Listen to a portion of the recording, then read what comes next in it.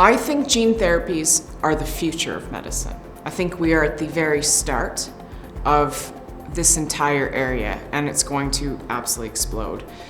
Because we've mapped the human genome, we have the first few gene therapies that are available for patients. We're seeing what they're doing, transforming lives, curing patients, stopping disease before it starts. We are just at the beginning of it. So I'm excited about, the next 20 years and where it's going to go.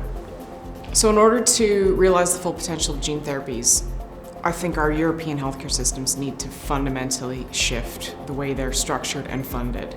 And this isn't just for gene therapies, but it's overall to make healthcare more sustainable if we want to have fully taxpayer-funded healthcare systems in Europe, which I think we should have due to equity. What I mean by that is if you look at what a gene therapy promises to do, it moves us more towards prevention, such as vaccines. You are stopping disease before it starts. You are treating patients before they're symptomatic based upon their individual genetic makeup. That is the ideal treatment. Gone are the days of let's just give everybody the same pill and hope it works. We are talking about highly sophisticated targeted treatments now.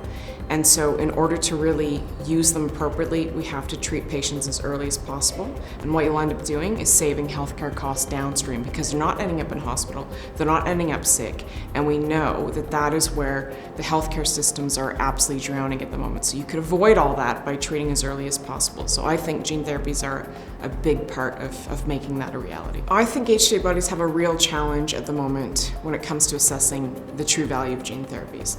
Because if you think about it, they were set up during a time when we hadn't mapped the human genome and we had a one-size-fits-all treatment strategy for patients. So give everybody a statin, hope it works. Give everybody a beta blocker, hope it works. HTA methodologies were fit for purpose for medicines of the past. We are now in 2023, and we absolutely need to reform the methodologies that are needed to assess gene therapies properly, because these are once-off treatments. You're not going to give these patients ongoing treatment. I can understand if when I was an HTA body, I'd be going, well, how do I know that that treatment lasts? How do I know it's going to last a lifetime? You can tell me that, but you don't have the data at the time that you're asking for reimbursement. So it's a completely fundamental shift in the way we look at things. We are asking HTA bodies and payers to pay for the absence of illness. We are not asking them to pay for reduction in treatment of symptoms, which is what we normally ask them to do. So it's a complete paradigm shift that's required.